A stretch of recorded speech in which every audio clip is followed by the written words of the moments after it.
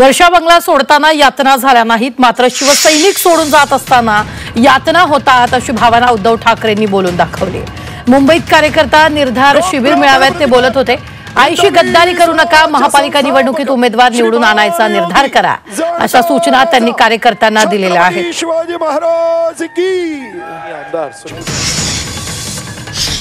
वर्षा सोडताना यातना नाही झाल्या, पण जेव्हा माझा कडवट शिवसैनिक दुर्दैवाने आपल्यातनं जातो आणि काही वेळेला गैरसमजातून जातो, तेव्हा ज्या यातना होतात, इंगळ्या डसतात ना, हे दुःख मी केवळ दाखवू शकत नाही म्हणून मला काय आनंद होतो अशातला भाग नाहीये। पण मला नेमकं ते कळत नाही की अरे तुम्हाला कळते का तुम्ही कोणाच्या हुजरेगिरी करताय, कोणाच्या पालख्या वाहताय। इतकी वर्ष ज्यांना आपण डोक्यावरती घेऊन दिल्ली दाखवली, दिल्लीत बसल्यानंतर ताबडतोब त्याच वर्षी 2014ला लोकसभा जिंकली त्यांनी आणि विधानसभेमध्ये युती तोडली, तेव्हा आपण हिंदू होतो की नव्हतो? मग काय केलं होतं आपण असं पाप?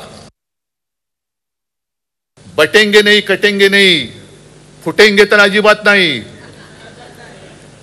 बंडखोऱ्याच करायच्या नाहीत, चालणार नाहीत। कारण ही आपल्या आईच्या अस्तित्वाची लढाई आहे। आईशी बेईमानी करू नका, आईशी गद्दारी करू नका। कारण ज्या आईने आपल्याला जन्म दिला, ज्या आईने आपल्याला मोठं केलं, तिच्याशी गद्दारी करणारा कधी तिचं नाव घ्यायला लायक नसतो।